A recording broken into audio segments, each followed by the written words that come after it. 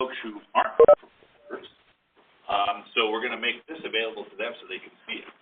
We don't want to prevent them from seeing it, but for today, we wanted to keep it very focused on you all, really. So with that said, I'm going to introduce the staff team in a second or so. My objective here was to have a minimal talking heads and leave the majority of the time to your questions so that we can help you help us. That's what we do. I hope at a minimum, as we stated in the RFP, that you looked at our IRP, you've looked at the EIR, and you've viewed the April 10th meeting. It's a long one. You can fast forward a lot of that on there, but that'll give you a flavor of how we got to where we are today. So we're in the process of a repowering of this facility. We'll show you some brief history as we go through the PowerPoint. But ideally, what we're looking for is a reliable, dispatchable source of energy, whatever that may be. We had a pretty heavy thermal, and we had a lot of good reasons for that. We're going back now 4 years later. The industry has changed tremendously in 4 years. We realize that.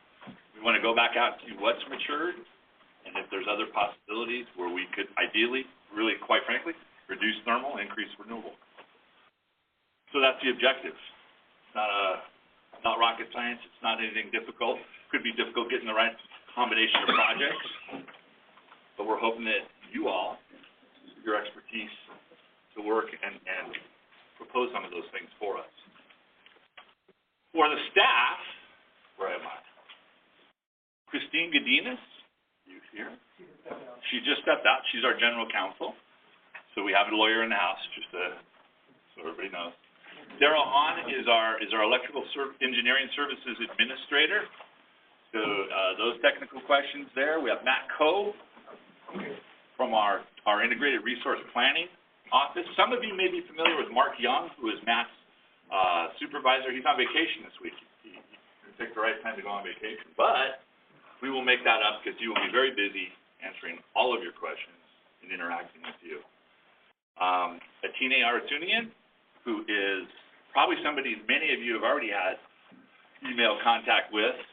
She's the keeper of all information, the clearinghouse for everything. She manages the websites. She will keep all the information current. She will be the one that distributes your questions, get your answers, and so forth. Did I miss anybody? We try to keep it to a minimum. Again, fewer talking heads, more meat and potatoes than what you're looking for. Of course, any of the historical aspects that you're interested in, we don't mind talking about them. I just didn't want to bore you with stuff that may not be as pertinent to what it is that you're looking for. With that said, I think I'm going to let, general housekeeping, some of you may have heard me, there's a bathroom down the hall this way. We have some refreshments available. Afterwards, some folks have requested some tours, so we have different staff that will be taking you on those tours right here at the power plant. This is Christine Godinez, the famous who keeps us afloat, literally and figuratively. And then we have a couple of off-site locations folks who expressed interest in seeing, so we'll get to those as well. We also have, excuse me, trying to get you addresses.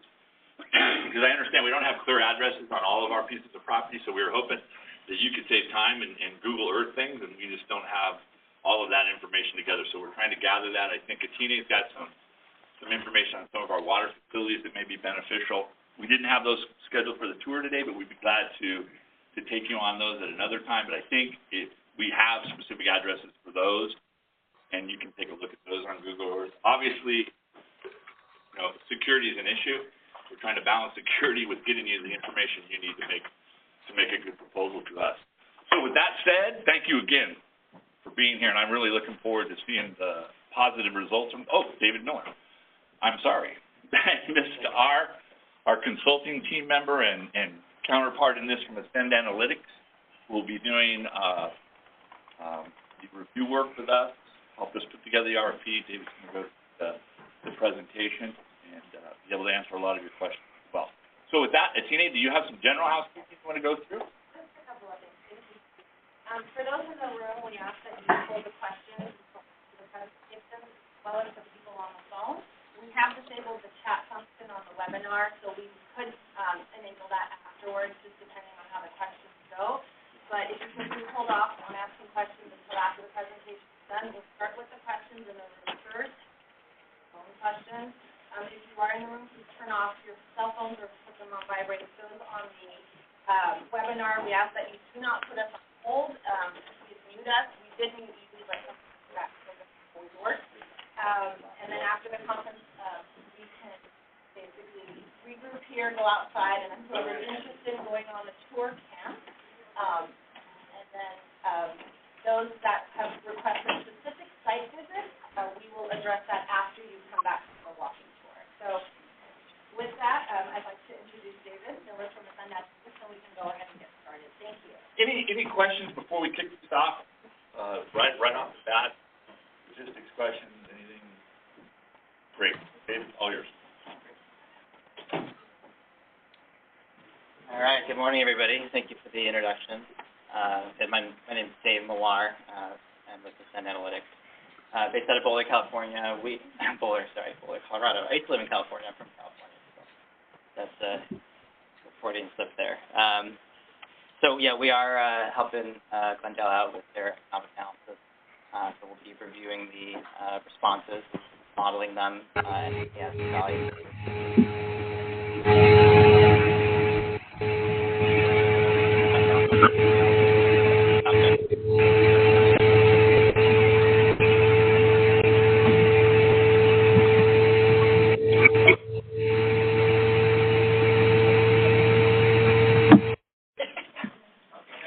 Somebody riding a motorcycle on the listening to this.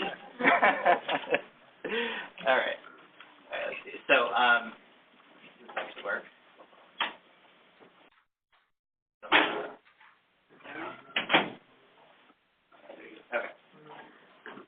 Okay. So, keeping on with the theme from this morning, I will be brief. Just a few slides here to talk about the overall picture here. So we'll talk a bit about Glendale system and talk about Glendale's energy sources, transmission map, talk about the need for capacity energy in RPS, and then a bit about what we're looking for in this RFP, and as well as what are the submittal templates going to be like, how we're going to submit our information for evaluation, how we're thinking about evaluating these responses, and then the Q&A. Just to interrupt for a second, this will all be on the website as well. So we didn't have copies to hand out here because we're trying to put this all up. I noticed somebody was taking a picture. They're taking a picture. We'll get this to you. So everything we will post. Okay, thank you. Okay, so just a bit of basics about the load shape of Glendale. So obviously it's summer peaker. These are average load shapes. Clearly the months of concern are July and August. But as you can see, this is just average. So the actual all-time peak was 346 megawatts. That was September 1st of last year. So, you know, we need to be able to cover at least that. And it also does get hot in September and October in the summers. So really the months of concern for capacity really can span between May and October. Okay. Down here, again, we have basically the max loads for 2017, set the meter. So it's 325 a meter in September. This is the energy consumption. So we're, you know, basically July, August, 112 gigawatt hours per month. So this is a schematic of Glendale system. The important thing to notice here is that here's Glendale city boundary, is that we're heavily transmission constrained. And what we have here is there's access to outside markets. Comes from this line, which is 100 megawatts, the Southwest Transmission Area System, This is where they pick up energy from the Intermountain Power Project in Delta, Utah. And they're getting renewable energy and Hoover Energy, other contracts with Connect also Palo Verde. And then the Pacific DC Intertie, we're getting renewable energy from north, wind, and Run River Hydro. So that's another 100. So that's up to 200. That goes through LA's system and interconnects right here. That's the airway and receiving station.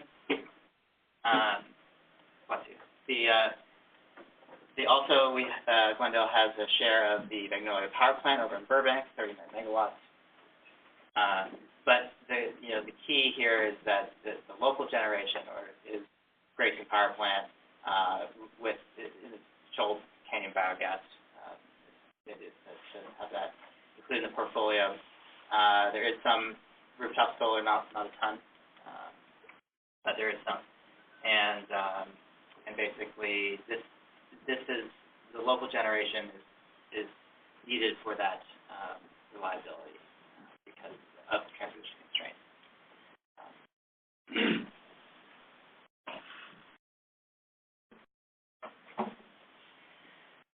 So in terms of meeting reliability standards, it's N+1 and -1 criteria. That is just standard NERC contingency reserve requirements that we're concerned about. So the most severe contingency is if you lost the 100 megawatt DC in time. And also note that Glendale is a member of LADWP's Balancing Authority. This is not CAISO, but Glendale is ostensibly still responsible for balancing. They are part of the balancing authority, but they need to balance. So the April 2021, so Grayson is obviously going to be tired, most of it, everything except for Unit 9 by 2021. And so we have calculated that we need 234 megawatts of additional capacity for the release rate. And for Glendale, controllability and flexibility absolutely key. Definitely interested in bringing more renewables in. Need the flexibility.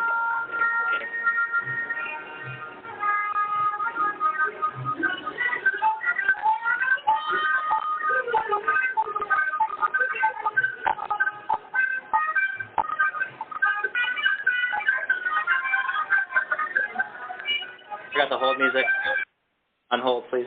I guess you wouldn't know, would you? Okay.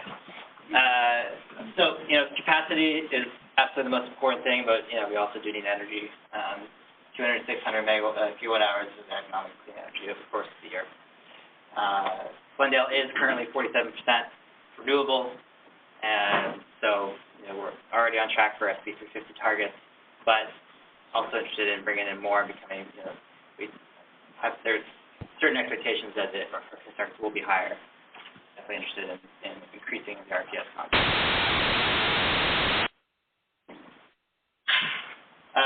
So this is just basically the breakdown of how we calculated the 234 megawatts.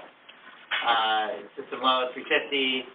You have Grayson Unit 9, that's 48 megawatts. The share of the Magnolia Power Plant is 39. DC Intertie, you get 100 megawatts. The other line, you get 100 megawatts.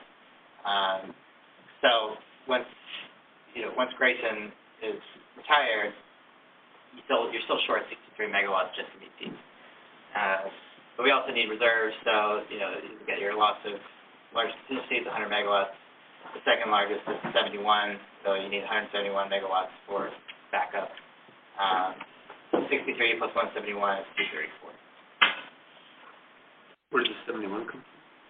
That's the second largest contingency. It's a unit. It's combined cycle unit. Combined cycle unit.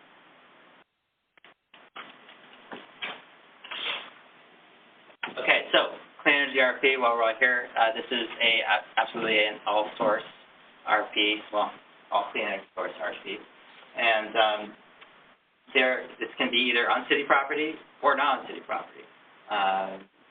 And so with the city property, there are a number of options, but here's the sort of top 5, we think.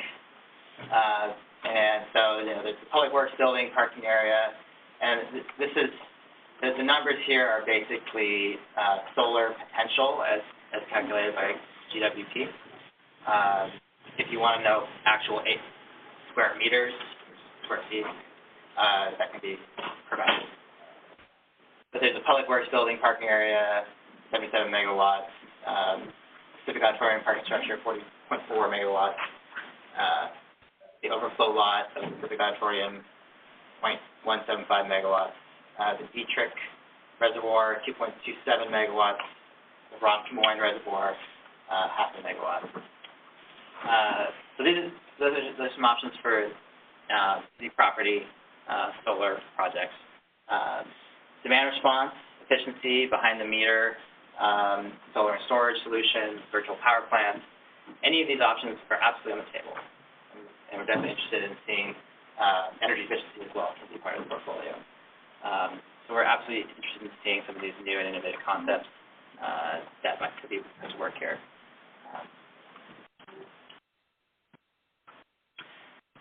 So it's not just we're not limiting just to local projects. It can be up in the LADWP balancing area, or it can be outside. It can be solar projects in the desert. But we have to bring transmission. So basically, if you can figure out a way to get it to the airway receiving station here, your project does not have to be local.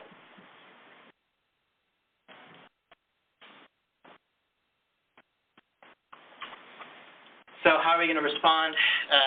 Basically, we will provide some standardized templates for you guys to fill out. We had hoped to have them done by today. We don't, but we will be sending those out by mid-June. You will get, if you signed up, we're going to list, you will get an email notifying you. But we also just encourage folks to continually come back and check the website for new updates.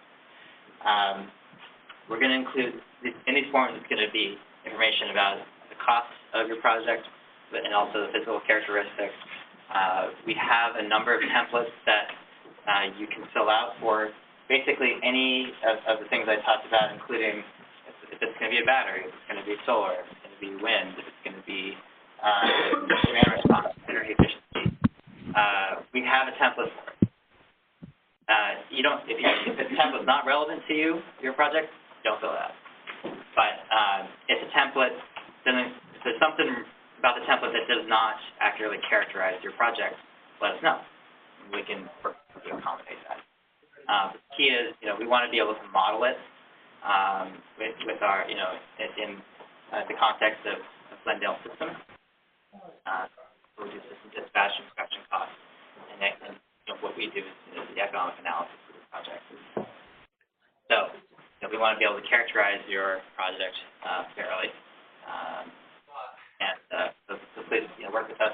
And if you have questions or you need to contact us about the template, email the general email cleanenergyrfp@glendaleca.gov.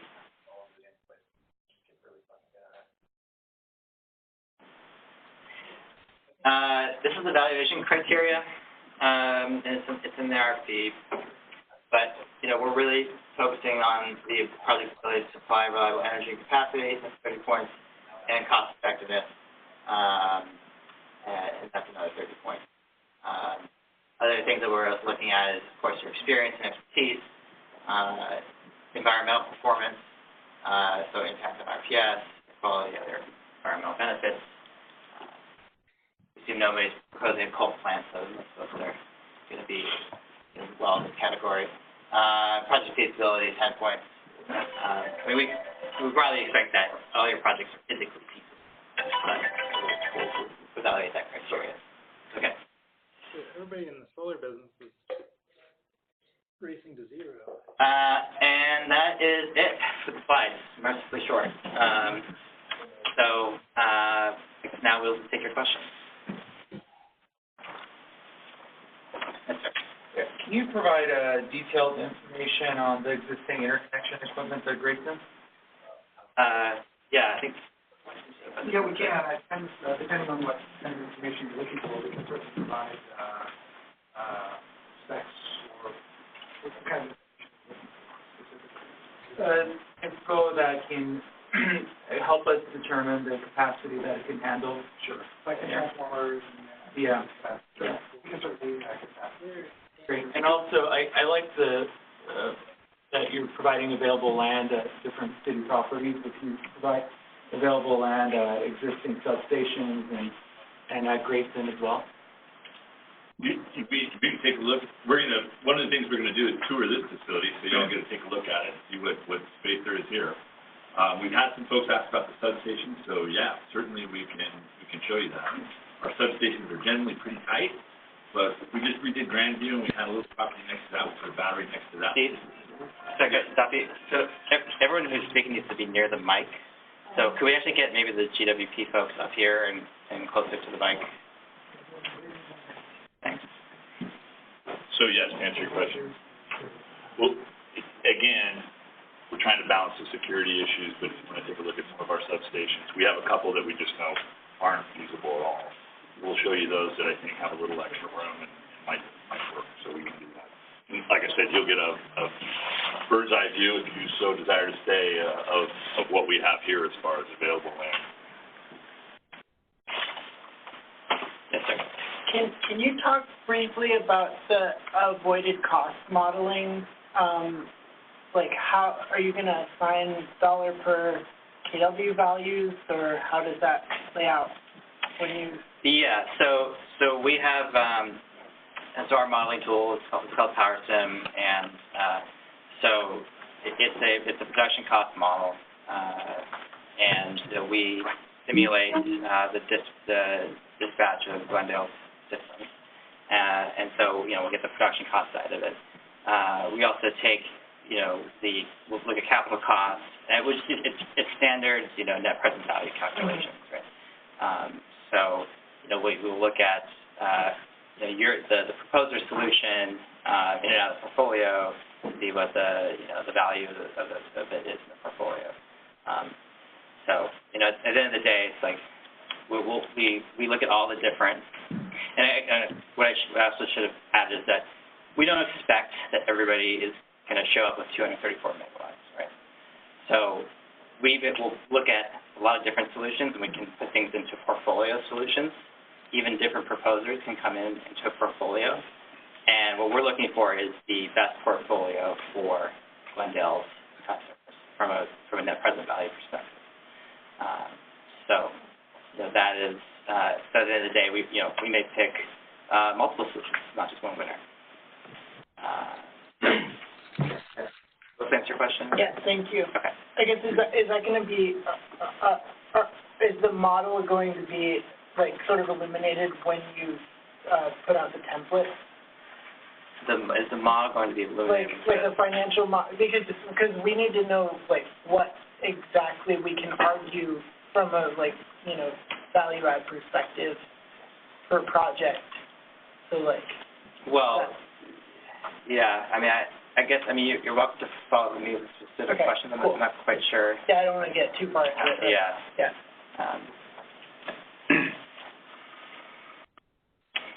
Over here. Will we be given a load profile or an hourly load profile so we can best shape a solar plus storage solution? Yeah, and I believe it's already on the web. Already on our website. Okay. Yeah. Let us know if you have any questions on it. Additional question on the interconnection. Will the interconnection process or the interconnection scope be a part of the Grayson battery supplier's responsibility? When you talk about interconnection, are you talking about interconnecting with the balancing authority, or? At your quick chart, at the point of common coupling. Right, so we would expect, and correct me if I'm wrong, but we would expect that if you proposed a battery and let's say it were located here at the Grayson site, that you would also include sort of the engineering aspect of that. So it's not just dropping a battery and, asking us to figure out how to connect it. So, for example, if we provide some of the capacity specifications, then we would expect you to say, okay, that's great, but we need additional capacity, you need to upgrade your transformers, and your switchgear needs to be updated, so forth and so on. So we would ask you to include that information as well. Thank you. And what is your name? My name is Daryl Hahn. Thank you. I have one card I can hand out to everybody. We'll put all the contacts on the website as well, so you can get a hold of us. But if you, as a default, if you just email that clean energy, it'll get to us. TNA will have it to us in record time, I'm sure. Just to add on to his question, so permitting study work would be under your guys' scope or ours? No, my understanding that would be on you as well. Yeah. Trying to get into the nitty-gritty. No, that's what it's all about. Gentleman here in the blue white shirt. On the back side of the question that gentleman asked about avoided cost, there's also stacked value. If you're looking at energy storage, are there other values that you can talk about besides generation that the city needs that could offset some of the cost of battery storage? Yeah, so I mean, the highest value in this context is going to be the capacity, right? There is, I think the assumption, GOP is not currently looking at being in the EIM, but if your project, you feel that your battery project would be, you'd be able to collect additional, revenue through the EIM, then, you want to state that and say, like, this is the proposition if you're in the EIM. And like ancillary services or... AS, yeah, so, I think that we'll capture any AS value in our modeling. So, because we co-optimize between AS and energy. So if you say, basically, you look at this time of year you need, these hours you need it for capacity, and these hours you need it for regulation, then we can take that into account. Is there any historical data you can provide us that can help us kind of calculate that? It's hard because you're not really in a market context. I'm not sure. Yeah. Sorry. Yes, sir. Will the avoided cost evaluation be vis-a-vis each other respondent, or would it be compared to, like, the economics of the Grayson repowering? Yeah, that's a good question. So, the Grayson repowering is sort of the, is one scenario in which you're comparing all these other options. But, the final solution may be, a number of your solutions with, some other repowering options. So everything's on the table, right? What we're trying to find, again, is the best deal for Glendale's customers. So if that means not this version of the repowering, then that's what that means. If it's, or it could be like... And are the repowering costs, the avoided costs, is that posted anywhere so we can kind of look at that as a marker? Good question. It's in the EIR, and It's in the EIR. Take a look at the EIR. If it's not enough information, let us know. Okay, thank you. Mm-hmm. Are you able to provide basic details on the public facilities, such as basic electrical interconnect at this time, maybe the details on structural reservoir caps? Yeah, if anybody has an interest beyond, so we were going to have folks take a look at it, see if it was of interest. Then, if we don't have any water guys here, obviously, we would hook you up with the water engineering folks so you can just see what the structural capacity is, and we can go into any details on what the service to that particular facility is. Is that a request we would make? Yeah. Okay, thank you. Yeah. We were trying, instead of, putting out a lot of information that people weren't interested in, we've kind of focused specifically, if that's a particular site or sites you like, we'll give you more detail on that. Why don't we take some questions from the chat? We'll answer the question from the room, and then we'll answer. Oh, okay. All right, thanks. Sorry, I missed who was next. The materials you released so far, you have pretty clear preference for utility ownership of certainly anything that's on Glendale property. with regards to conveyance of the asset.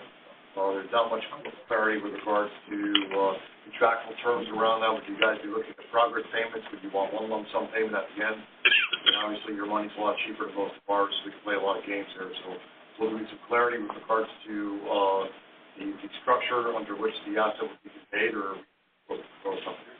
Yeah, so the question for folks on the phone is, will there be clarity on how the asset will be conveyed, the ownership structure? You should propose it, and then we can discuss it with you. But you should propose what terms you're interested in or what fit for you, and then we'll evaluate whether those fit for us. What you mentioned, I don't know that any of those are not doable under certain circumstances, but it would be best for you to propose it and then have us evaluate that. Yes, sir. Is there any distribution level data or like hotspots within the city that may be more beneficial to the grid and to Glendale by locating capacity there versus other locations within the city? Yeah, we can certainly provide additional details on that. Of course, when you talk about hotspots, it's going to be different, say, in August than it would be today, right? So depending on sort of how detailed you want to get, yeah, certainly we can provide details. Yeah. Yes, the back. Is GWP part of SCAPA? Yes. So the question is GWP part of SCAPA, and the answer is yes. Yes. In fact, virtually all of our large grid scale projects are going through or have gone through SCAPA. Do we have to have a price on SCAPA for our project? Depends on what you propose. Sure. Yes. Along the same lines, is there a distribution model that you're using to look at any overload on the current distribution system? Question is there a distribution model that we're looking at? We have one internally to engineering. I don't know that... we don't look at the distribution model. Right. Which software you guys using to model? I think it's PSR.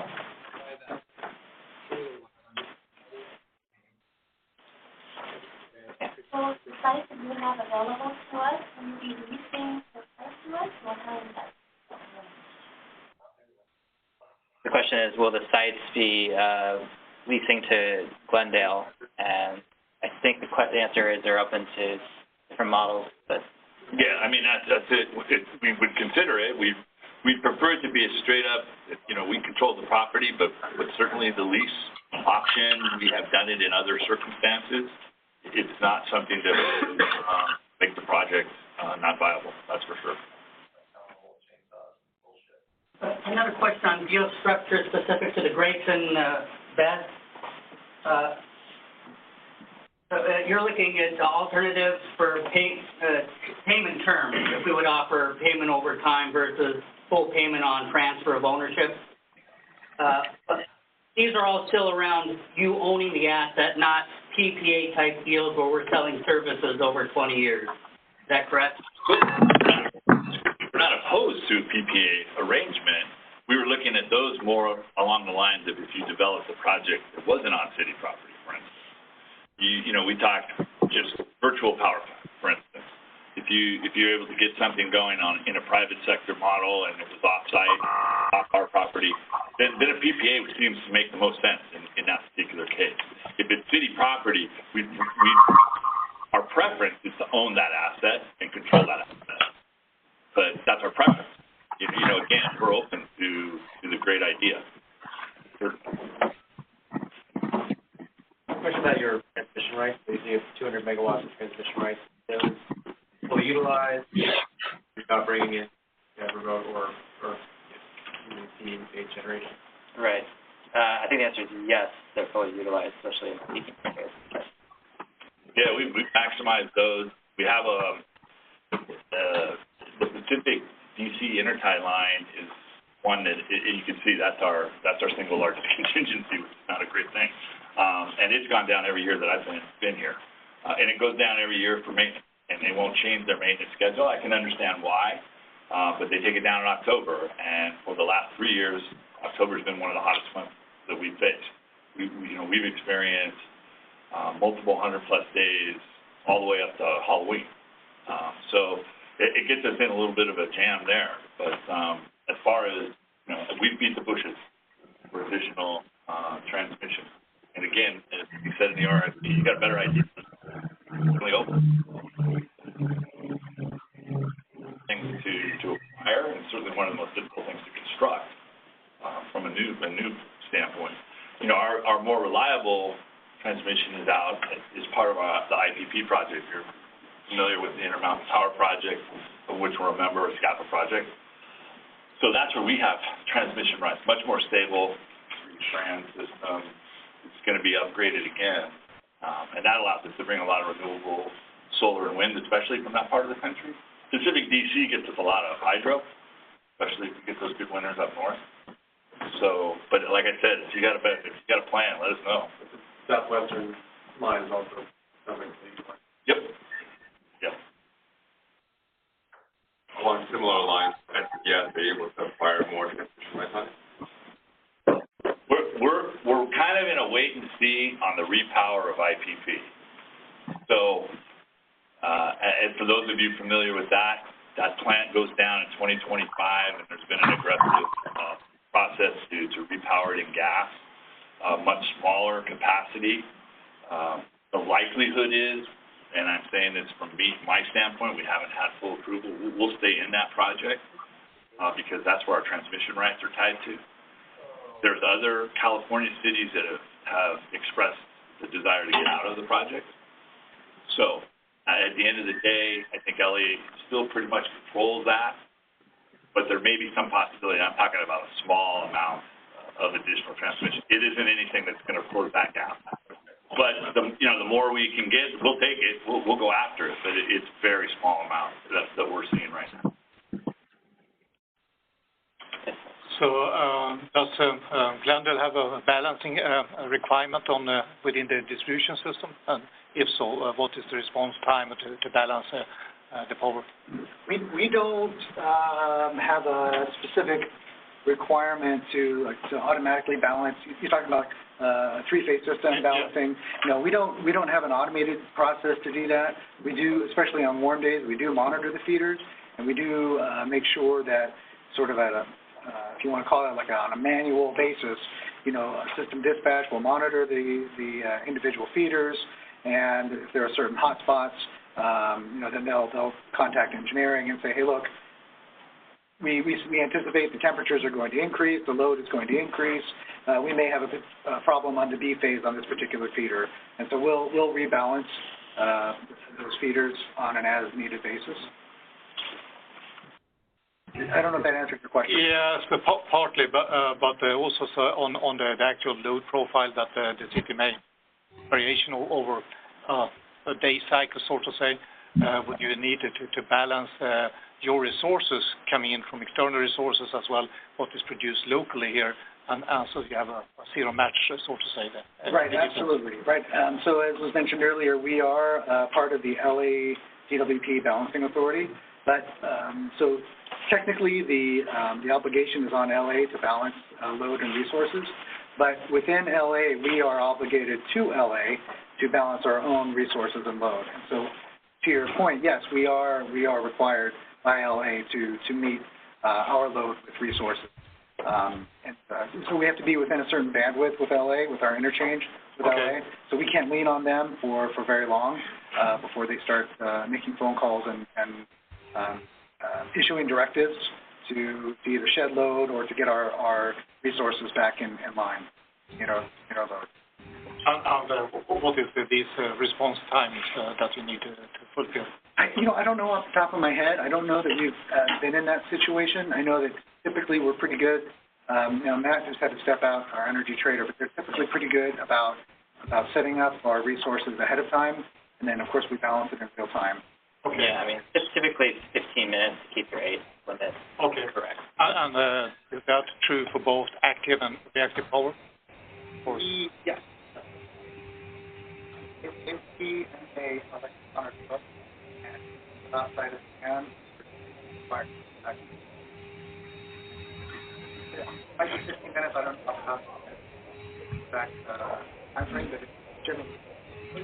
Okay, so you need to get in within the bandwidth within that time frame. Yes. Okay. Good.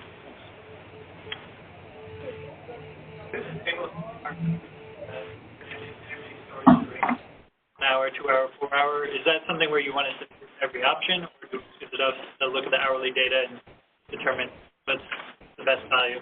Yeah, I mean, I think you should determine what is the best value given the, current state of the prices of battery modules. Our expectation, I think it's that, up to 2025 to one or after 2025, because,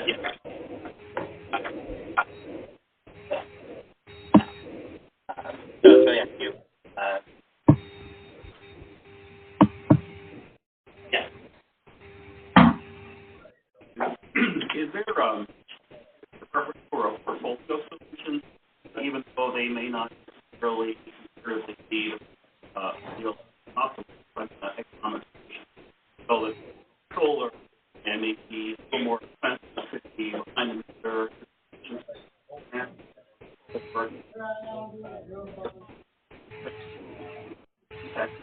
again,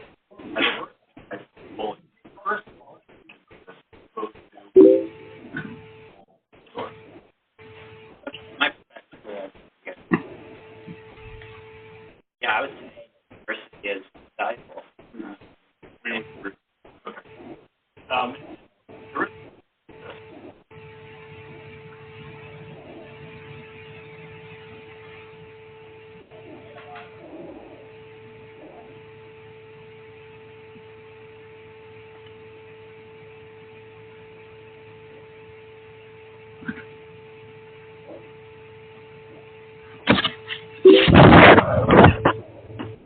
One thing for us to keep in mind is that, we have a 2 megawatt that is in a turbine substation, and on a megawatt per customer basis, we're in the nation, I believe.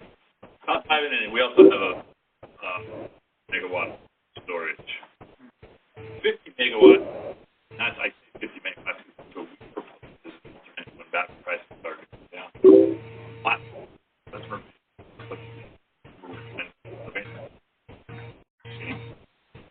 those who have a more experience in battery design. So it's a big, there's just not a lot of history. You see the big IOUs are kind of proceeding pretty cautiously. Where these critical decisions, and we're willing to go out there. I don't know about a whole lot more storage than that, but as things begin to, not just price, price is obviously a factor, but you're also looking at are we going to be able to utilize storage as spending reserve? There's a lot of folks who say, yeah, that's coming. It might come quicker than you think. So that changes the dynamic as well. But we don't, again, the diversification, and I think in the RFP we said as many places as we could, project with an S. So if it's a series of projects that we can integrate in, it doesn't even have to be the same proposer. We can integrate all these into a package, a portfolio that works for us, by all means. It's not far from an all-or-nothing proposition, that's for sure. Yes, sir. The list of locations that you have on your website, is there a way to get some more kind of detail as to where they are, where they actually are? Yeah. The question is about... Because we actually got a better list from our, do I need to put there people in here? Yes, okay. Sorry. We got a better list from the city's real property agents, and I apologize, I know that's not super helpful, so we can provide that. We're going through that list, and it has APN numbers. It'll be added. Great. We'll post that, so that'll allow you to go online and find those actual properties. City-owned open space is sometimes difficult. It doesn't always have an APN, so it just sits in there. So, yeah, we're putting the Public Works Department to work. Yeah, we don't have addresses for a lot of it, but we do have APN numbers. Some of those parcels will be listed as open space, and I would just caution that a lot of the open space parcels in the city have restrictions on them. And unfortunately, I can't say as a blanket that any open space parcel is off limits or not, because you have to go into the deeds and look and see what covenants are put on that parcel before it's going to be controlled. Well, I just wanted to know. Yeah, but just generally, absolutely. Yeah, so that'll allow you to go online and look. Okay. And the ones we showed you on the list were those, as David said, that we thought might be the most convenient to look at developing. We have others that we've looked at that would require, in our opinion, a lot more work. In other words, building structures and that kind of thing.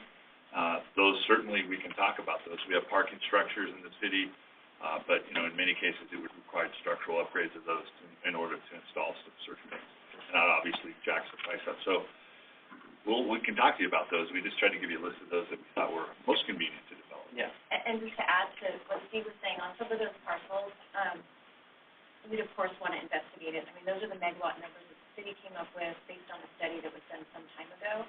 And, like, I think one of them was a parking structure. You need to look at the structural stability of that parking structure. None of that has necessarily been evaluated by the city. So we put those out there as what we thought were the best ones, but, take it with a grain of salt and see how it is. Great. Can you talk about the process? So you're going to do the evaluations and recommend a portfolio? Yes. And then people, I guess, will get notified, hey, this project looks great within this portfolio.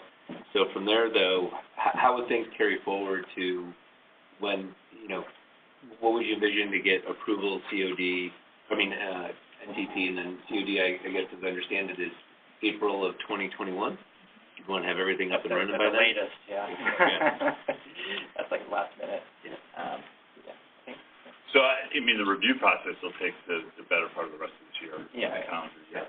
So aggressively, if we work our way through it, and again, anticipating we have a lot of really good entries, so, you know, it would probably be easy, you know, January 2019 when we kind of got back to the city council with the portfolio, and then having that integrated into the EIR, and I don't know, it could be that the EIR could change, so that could make it even longer process.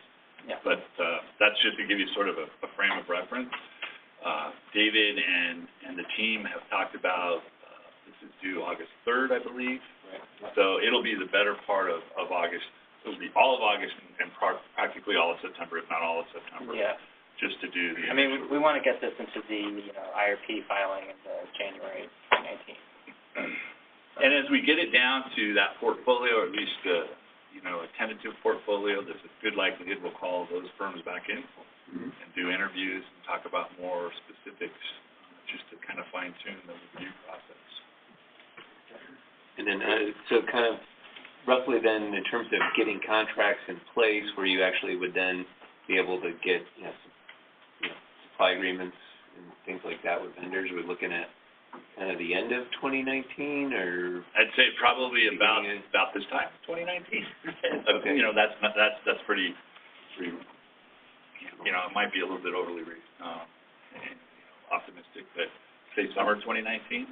I'd hate for it to drive too much further past that. Okay. Because then you're going to push into that 2021.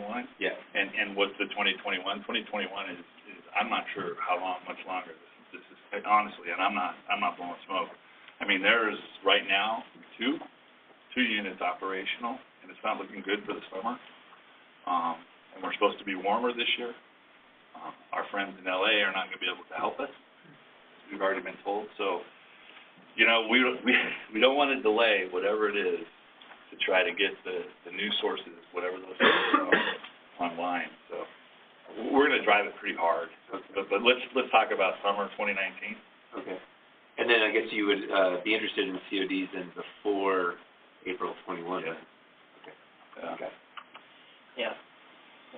So, kind of a two-part question. One is, for the evaluations that you're going to perform, do you have a reference data set that we could use that might have an 8760 with LMPs and prices, gas prices, loads, and so forth? That's the first one. And then the next is, how do you, can you provide a listing of the kinds of contingencies you're going to look at in this, whether it's transmission, gas constraints, emissions constraints, ramp rates, and that sort of stuff? Sure. Well, the load is on the web, first of all. LMPs are public information. But again, you know, this is dispatch to load with some ability to transact, right? And then in terms of what was the third part of your question? Contingencies. Contingencies. Yeah, so, I mean, we'll look at, I mean, we talked about just the NERC contingency requirements, but gas constraints, we're not really looking at gas constraints as being an issue. Carbon constraints, I mean, we are looking, broadly speaking, to meet the state's carbon targets, which they've basically dispersed to at the utility level. They're not necessarily hard targets, but that's what we're aiming to get towards. The most aggressive targets, basically by 2030, 2040. Yeah. Yes, sir. What is your current per kilowatt hour pricing, and what are you expecting to be, getting it with this RFP? Pricing of what? Exactly. On the energy per kilowatt hour type of a thing. Well. Cheapest you can give us. Yeah. Let me say, what's your average sort of? I mean, price? tier 1 residential is like 16 cents. Yeah, you mean at the residential level? That's 10. Is that what you're looking? I mean, I can't recite all of them, but we can get you that information. But you're looking at, there's 16 cents, first 10 kilowatt hours, and then it goes up to, I think, 19, just a tad under 20. We're probably on a per kilowatt hour basis a little on the higher side. There's a lot of reasons for that, but again, you can get it to us better than that. We're all over it. I mean, because as we said, the economics, and really what the economics means is rate impact. So that's a big issue. You had Yeah, just a couple quick questions. Obviously, we're talking to that battery table rate, 4 hours, half hour, et cetera. Let's just talk 4 hours. From 2025 on, capacity maintained for 4 hours, if so, project life. And then just a quick one on the side. Obviously, ownership is a lot of different opportunities in its maintenance agreement. Would that be on you guys? Would that be for us? Would you want us to train you, for example? And there's a lot of battery deployment. So my expectation, and I'm not sure if it's next week then, but would be that you would maintain the performance for 20 years. Off of 2025. Whenever the COD is. Oh, okay. And then, There's a maintenance question. We've seen a lot of different things where, some utilities will train their own folks to maintain the batteries. I think when we spoke with IID, they've essentially outsourced all that, at least for the time being, to a sort of one throat to choke, right? So they pick up the phone and they call one person, whether it's the inverters or the filters or anything with the battery, they call one person. So personally, I kind of like that model, at least. That's the way we're leaning. That's really the Grandview project you're referring to? Well, the Grandview project didn't have a maintenance agreement, so how we came up with that. So I think in retrospect, we should have.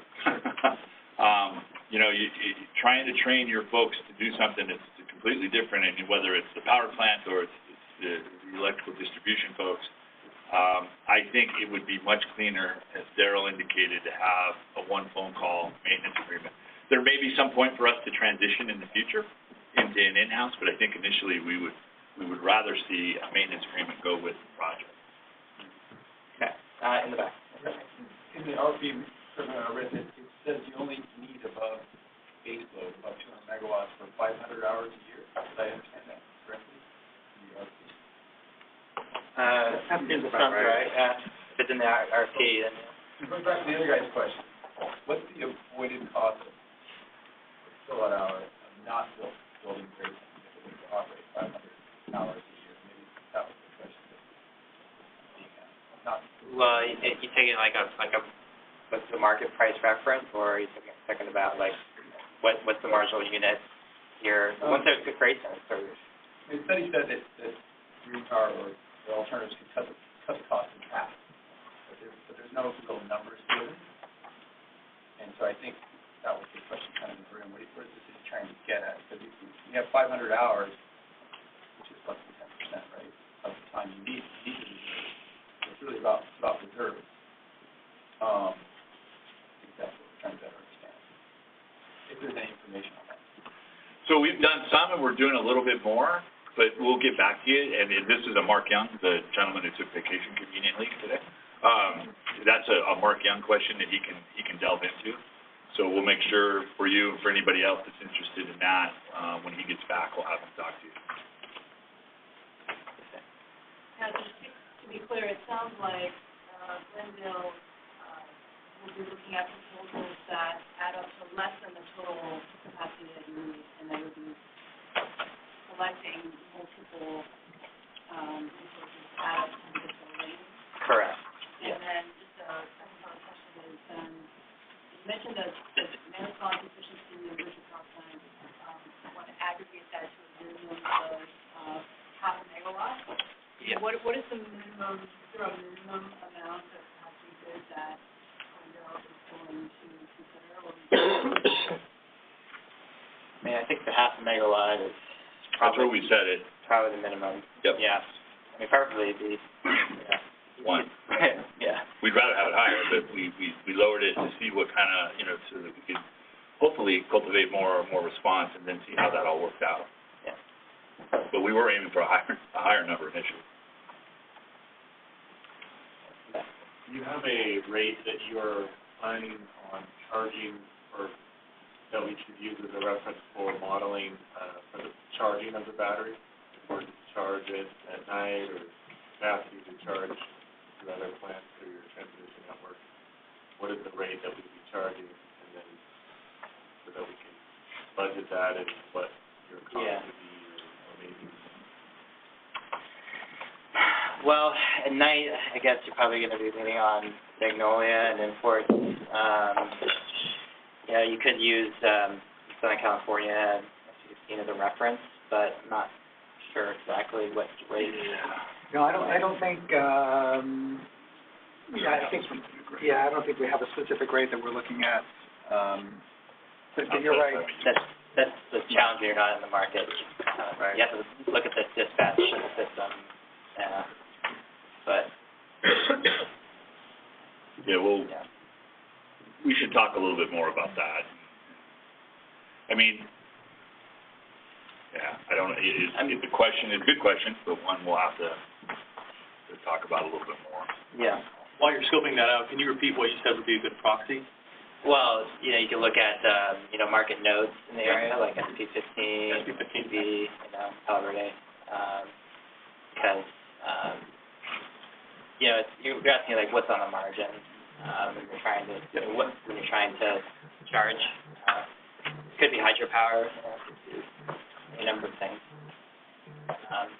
Typically when, we would think about, a local pricing node as being a reasonable property. Yes, sir. The Q&A response on the land link that was on that Q&A response had a number of properties that were above 200 acres. You concluded that none of those properties are suitable for any type of renewable development? I'm sorry. We haven't said that, but Yeah. they have to be evaluated property by property. Many of them are open space parcels where there's different restrictions that we need to look at and evaluate. And then there's a landfill, but it's an active landfill that will be active for another at least 12 years or so. So it makes, and every corner of it is, for those of you who know the landfill business, very dynamic. So, fill areas change on a regular basis. So it's nothing that we looked at that as an opportunity, but because of the active nature of the site, very, very difficult. Okay. And the second question, so if we have specific questions on a property, we just follow up with a question. Yep. On the qualifications, you indicated that the bidder must indicate that they've had prior experience over the last 5 years of a project of similar size and type. But for storage, I mean, this 50 megawatts, this will be, one of the largest, it'll be the largest in the country. So if you're bidding that type of project, how do you meet that qualification? Good question. I think it's all relative. We know that. Okay, so that shouldn't be a deterrent to. I think what we've heard from a couple of folks in the storage, and it's not just batteries, just that we've got a project of this size, much smaller, that we vetted. It was our R&D project. These are the results, and then we think it's very much expandable to this level. That's the kind of thing we're looking for, and then we can get into the weeds a little bit more about that. Does the 2 megawatt project translate into a 50 megawatt project? I think, with the batteries, it's very doable. It comes down to more how are we going to manage it? But that's certainly something to talk about. So I think a lot of folks have smaller projects they've been using. They want to build that up, and we're definitely willing to listen to that and see what you've done with the smaller projects. You had your hand up first. Yeah, on the battery storage solutions, what are your expectations in terms of guarantees, whether it's performance, duration? What are you expecting? Because on batteries, guarantees, long-term guarantees could be pretty costly. What's the city's appetite in terms of taking some of that risk themselves, or what do you expect from the bidders to provide? Question. Well, that's a negotiation, I guess. We'd rather take the minimal risk, but we understand that, especially with batteries, we got to talk about replacement, and we don't, for lack of a better comparison, you look at a thermal generating unit, you compare the batteries to that, you're looking at 3 to 1 maybe, so that factors into us and the overall cost of things. To just give us options. So, I think if it's a 10-year performance guarantee, and that gets a much lower price point, then we'll look at that. So 10 years is acceptable. I think we're using 10 years because that right now is what pretty much folks are saying the life of the battery and the inverters are. Well, we also bid 20 years, but then the cost goes higher because at some point you may have to replace some of the batteries. So I think, as David said, an option, 10, 20, 30 possibility, and then we can take a look at the price. And then we can gauge what risk we want to take in that particular scenario. And we recognize that, the battery cost curve is declining quickly, so future batteries 10 years from now will be much cheaper per module. So we get that. Yes. Kind of follow on to that then. There's a section in the RFP talking about the performance bond. Yeah. And so if you're doing an EPC, would that carry over till, as you're doing this, whatever that guarantee period is, or is it just up until you do the... Took this long to get to the performance bond question.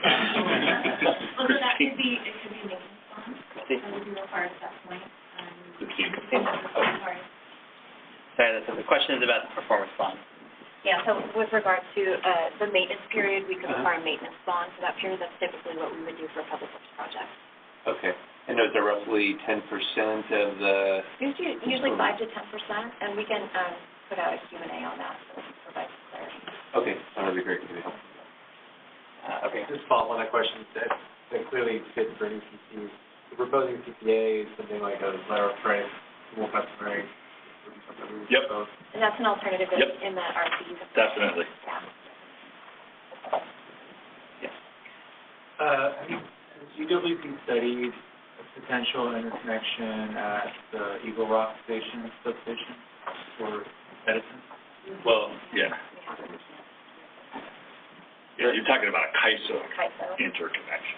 I'm going to keep saying Edison connection, but, and Edison says, oh, yeah, you should come and talk to us, but it's a bigger issue than that. It's getting into the CAISO, so we have looked at that. And it is not a favorable proposition for us. It's why we've stayed with LA. And I think it's been a relatively good partnership, but it's the reason why we haven't left. The cost impacts alone would be tremendous. Not to mention our capacity. We don't feel that it would benefit us from a capacity basis, and the costs are just. I'm looking at Carl. When you look at CAISO costs and how they've increased over the years, I think. Forgive me, Carl, quoting you is almost 10% a year when you did your 3-year evaluation. Yes, right now it's at $15 or tax. So it's not just the cost to get in. It's the cost once you're in.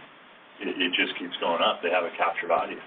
And we just haven't had that same experience in LA. It's not to the point that it would drive us to look at that. But we did. We looked at it both in our IRP and we've talked about it recently as well. You mentioned earlier the hourly load profile is already on the website. Where is it at? The website's not in the RFP responsive section. Andreas?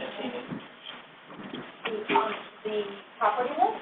No, the load profile. Oh, yes.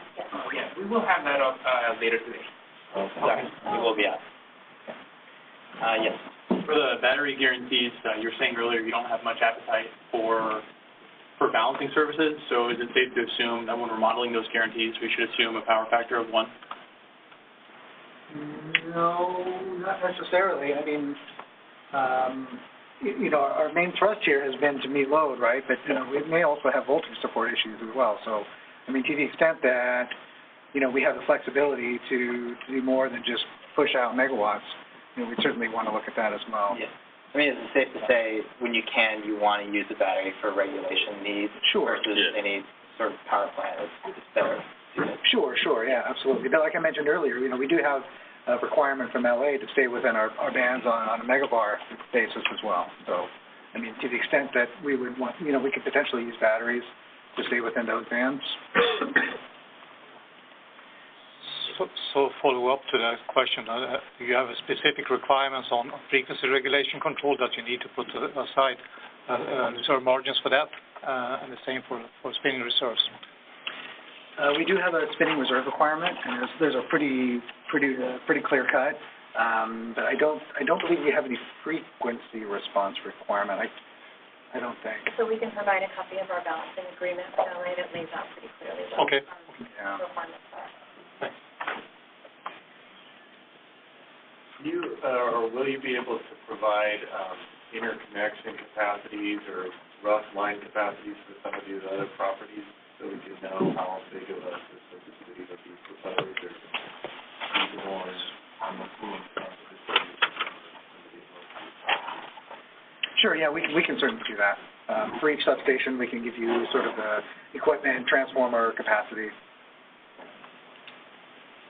Do you have a network diagram available for the GWP transmission distribution connection to the substation? We do have diagrams available. I don't know that we would necessarily be comfortable. Yeah, we'll have to talk about that. That's a security issue. So, you know, we're kind of the way we've been dealing with that is you got a specific area, specific question, maybe we can zero in and help you on that. But we just didn't want to mass, you know, distribute our maps.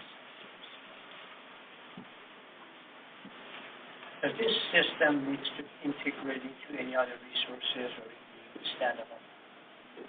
Well, we do have existing contracts, for example. We have shares of Magnolia and IPP, as Steve mentioned earlier. So to the extent that those resources are still available and will continue to be a sort of an obligation for us to take, then, you know, we would certainly need to continue those. I understand that. I'm just, like, this resource needs to integrate into anything else that we need to think about in terms of controls.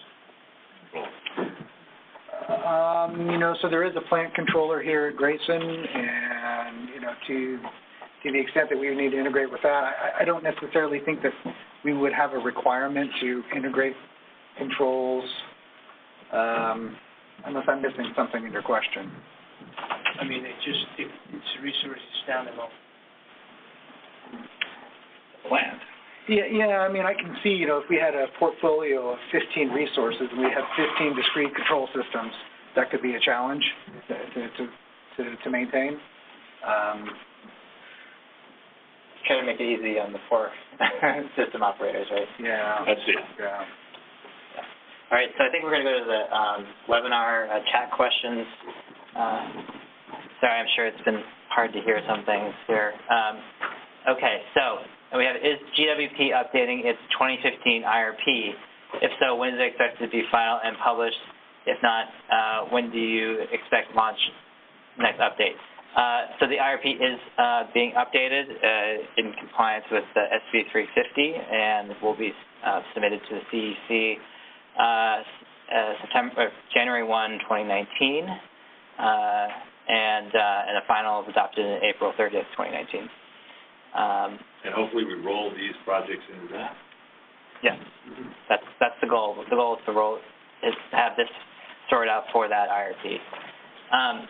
Okay, can you list contract templates that you intend to distribute? Will there be templates for both GWP-owned and third-party owned structures? So templates for contracts. So I can, we like for proposals to propose deal terms to us, given that there's so many different varieties of projects that could potentially be proposed. Sorry. We would like the proposers to propose templates or either a contract template or deal terms that you'd like to see in your contract for us to consider. It's just very hard to put out templates given the variety of projects that we might see in response to the RFP. I mean, we could give you what we have, but I don't think it'll mesh very nicely. Probably So we not. prefer that you propose terms and then we can kind of get together and see how those can be incorporated. Do you know if the SCAPA have standard templates? Well, we'll check with them too. Yeah. Christine and I were just talking about that. So we're going to reach out and just see if they have something that's beneficial. They certainly would have like a TCA template, and we'd be in favor of using something similar to SCAPA in that regard, but as far as like a distributed or demand response project or something else. Probably not, but we'll double check, Yeah. Okay. That'll probably be something we have to craft. Exactly. All right. Is it fair to assume that bidders will be able to receive capacity credit for full metered output of behind-the-meter storage resources? Yes, that's fair. Can Glendale Water and Power please provide more information regarding metering, telemetry, and or other measurement and verification requirements for participating resources? Measuring, telemetry, and measure verification. So to the extent that LA as a balancing authority is required to, test their meters and validate those on a yearly basis, whatever, I believe they work with us to do similar sort of testing on our meters, our interchange meters.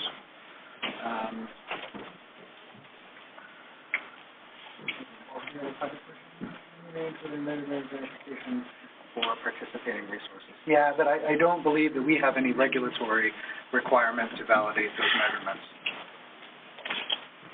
Can Glendale provide a map of eligible geography in which eligible resources can interconnect to relevant, and it gets cut off?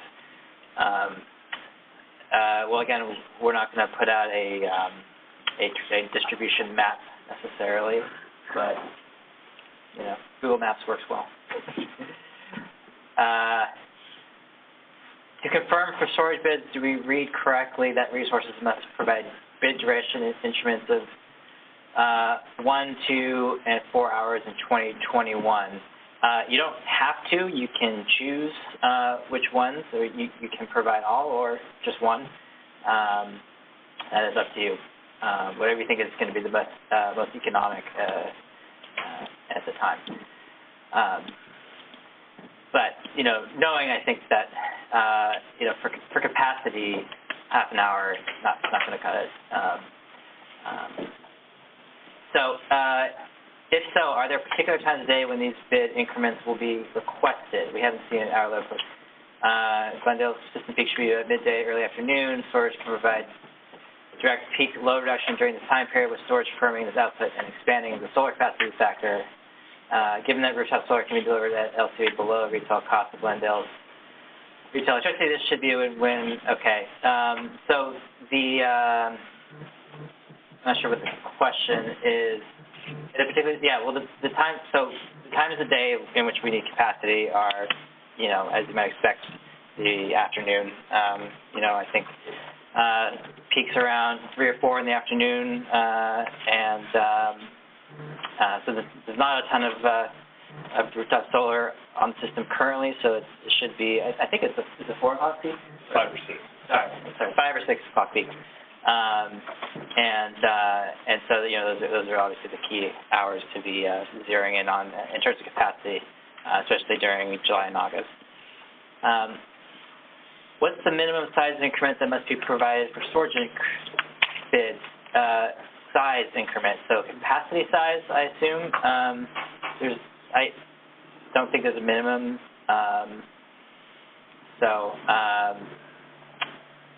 More. I think we basically said half a megawatt is minimum for everything. Do these same increment requirements apply to non-storage generation? And again, we're looking for half megawatt as a minimum. Darling PPA. We talked about that, 10, 20, 30 years up to you. Can you list contract templates they intend to distribute? Okay, I think we talked about that. Is half a megawatt minimum? Yes. I'm gonna have to have a talk. I know Michael. I'm gonna have to talk to him about these long questions. So that's a duplicate. All right. It looks like GWP may select several different generation options from different bidders, including both in-city and out-of-basin. Is it required that a bidder proposing an out-of-basin renewable project incorporate new transmission, even if combination with any new in-city generation from their bidder? Is the existing GWP transmission capacity would be adequate? So anything out of the city limits or anything that has to be interconnected with airway, and typically if you're out of the area, you need to bring transmission. There's no free transmission, I don't think, available. Potential for EE. Has an EE potential study been completed for GWP? I believe the answer is yes, but yes. And is it available online or? We can get it online. Okay, so we'll post information on EE potential online. RFP shows 211 industrial accounts. How much of the total load is represented by these 211? Very little. We can give the exact breakdown, but it's almost entirely residential and commercial. Will customer information be available, e addresses, if an NDA is executed? Will customer information be available, e.g. addresses, if an NDA is executed? No, based on California law, you can't do that. Then if there's no, based on California law, you cannot, unless you have the customer's permission, specifically. Will EE require M&B measure, and are there limitations on estimated useful life for EE measures? I don't think so. This is not for a CEC requirement, but I think best practice for EE would be some sort of type of measured savings where we can actually confirm that we're actually achieving reductions. If AS, like frequency regulation, will be considered, will these be assigned a value? If so, how this compares to the value assigned to load modifications? So there is a value for AS. Typically, it comes out in the modeling, but when you have a battery that's doing AS services, typically allows your thermal resources to operate at a better efficiency. So that's a value you can capture in a dispatched load system. So that'll come out in the modeling. Sorry? No. Will specific accounts locations be required for responding to EE opportunity, or will we be able to bid an overall delivery that might be made up of multiple sites TBC? I don't think specific accounts or locations will be required. If we have pending interconnection requests with LHWP, how would we use that capacity to serve GWP? I think that, well, again, our ability to get more from LHWP is basically nothing, so I don't think that would help. You likely already have this in your queue, but will you make the list of attendees to this webinar and the in-person meeting available to those interested in partnerships? I would assume yes. Yes. Yes.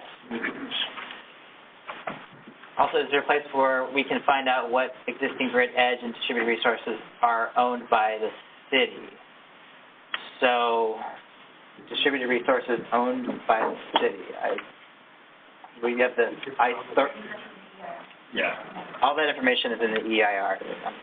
Yeah. Is that it? Okay. Yes. Can we save all questions about the Grayson site for the tour?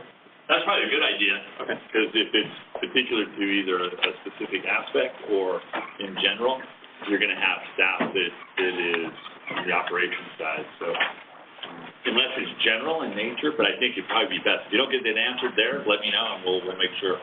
But yeah, that would probably be my recommendation.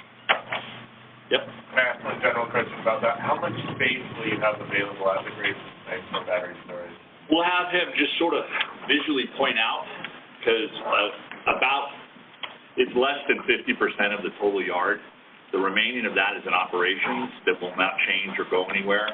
It doesn't mean that you couldn't incorporate certain technologies into that. You know, you want to propose building us a new administration building? No problem.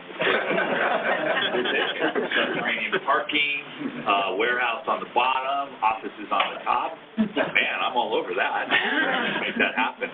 So there is that opportunity. If you see something out there that we say, hey, that's not part of the power plant operation, but you see it and say, hey, what about that maintenance building or something, or your warehouse? You can incorporate that in.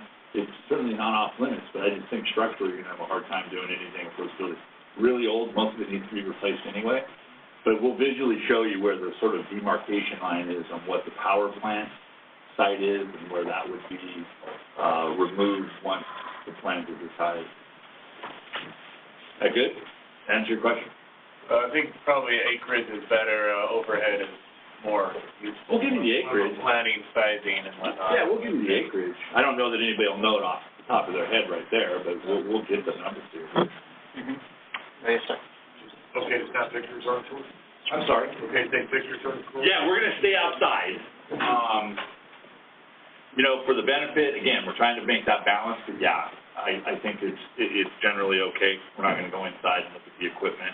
That really is irrelevant. So you'll see the basic yard configuration, and that seems very logical to take place. Do you have a feel for what the timing is to get an interconnection approved? So we're going to come in with battery storage. You want us to have the permitting and do the interconnection.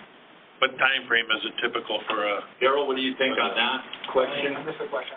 Interconnection time frame. So, you know, make a proposal. Ostensibly it's accepted about what's the permitting and analysis side of it to get the... I don't know. I've never done one here, so it's going to be a while though. You're talking interconnection, you're talking for a physical interconnection of a battery?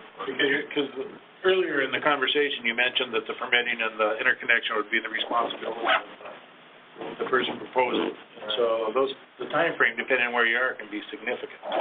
And with your desire to have this online, I don't know if there's a expedited process or if there's, if you guys have given any consideration to that. We would. Answer, Jess, we would. Obviously, you know, it's in our best interest. So we kind of set this aside, work with you. It's your responsibility to follow through and obtain all of the proper documents, entitlements, and permits. But we would definitely work with you and help expedite that. It's in our best interest to do so. That doesn't help you on time frame wise. It's faster than normal. How's that? I think we can do, as Darrell said, we haven't done it before, but that doesn't mean it's impossible. I think we can probably do it pretty expeditiously. It's not going to be some 12-month process to just put the hole in the whole schedule. So. Okay. And the interconnect would be with LED to BT? Well, it could be. So we'll have to, as we go through, ideally it's just our system that we have to deal with. But, there may be a proposal that has a symmetry and a little further than just our T&D. A quick observation on another repower scenario where they put batteries after a steam generator retired. When they retired the generator, they didn't vacate the interconnection agreement.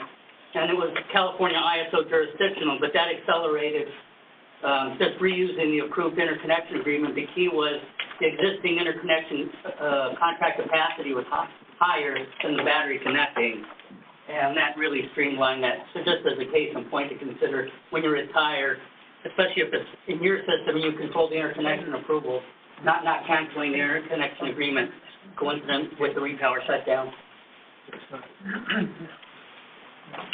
Yep.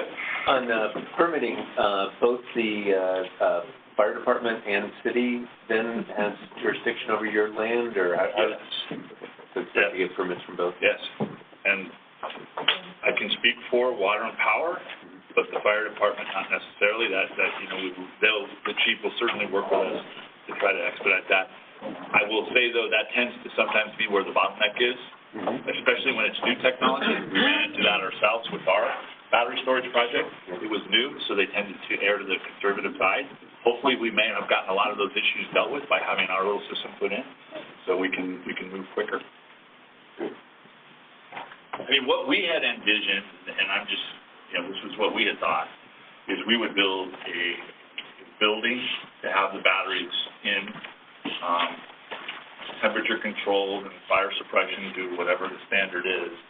And then the battery units would be in that building. So that was where we were leaning versus stacking, containers, for instance. So, for the size of the building and the interconnection within the building, your maintenance will end first, will you be able to issue some blueprint or guidance? We can do that, yeah. We had thought initially that would be somewhere in this area here. This unit 9 right here, you'll see it when you go over there. The proposal is that will remain under any scenario that unit remains in play. And that then we would build, this was originally our battery for the future, so obviously that's off the table. So we were thinking about here, but obviously we're open to any suggestions. Yes, sir. For any battery that is proposed at Grayson, would you consider that to be in addition to the 5200 that you're planning, or as a part of that 5200? He means the 50 megawatt, 200 megawatt hours. Is it additional? It could be. It just depends. Again, we're looking for the best portfolio. You're taking the Grayson project off the table except for Unit 9 and looking at proposing something new. That's what you're looking at. That's the best way I can say it to you. Not that we have an expectation that we're going to meet it megawatt for megawatt, but don't look at what we've proposed and say, well, I'm going to go off of that, I'm going to do this off of that. Just assume you're starting from scratch. As I said, 50 megawatts, we're venturing pretty far out there. We're concerned about going a whole lot more than that, but we're not saying don't propose something, we'll take a look at it. So is there a scenario where the storage at Grace capped at 50, you guys go forward with some level of repowering with gas as well? That is a possibility. That is a possibility. And then if we are going to propose, I guess, the alternative beyond the, say, 50 in the existing area, we would include deconstruction, demolition costs of existing old units and stuff in there? Or how would that be handled? No, you should factor in location, construction, implementation commission. Okay. Demolition that would be something. You'd get the clean site. Okay. Assume clean site. If that's where the energy storage, that was just where we were initially. You're not tied to that. Okay. Where is the point of interconnection, and what are the existing facilities there? The point of interconnection is it runs all along here. Right. So that's where it comes in, or goes out, and this is where. So if you look here, now you have this rack that we propose to take out. And then we have a GIS unit over here. And so under the new configuration, all that interconnection takes place here, here.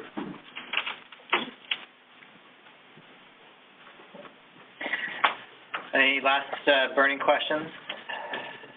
Those folks ready for the, are you guys connected to the 66 line at all? The 66 line, Gerald? I'm not sure what you're referring to. No. Only in the 221. Correct. Yep. Good. And we'll put the transmission map on the web. Right? Yeah. We'll give you the IRP, but we'll just go ahead and put the map on, so you'll see the full transmission, the full map. Comes to us, where it goes through LA, and then how it eventually ends up. So, yes. Do you have a site plan that we can walk around with today? I don't today, but we can get it to you. That's the only copy we have. Take a picture of it. Take a picture. Yes. All right, with that, whoever's up for the tours, will, hey, everybody, thank you for coming again. Looking forward to some outstanding ideas.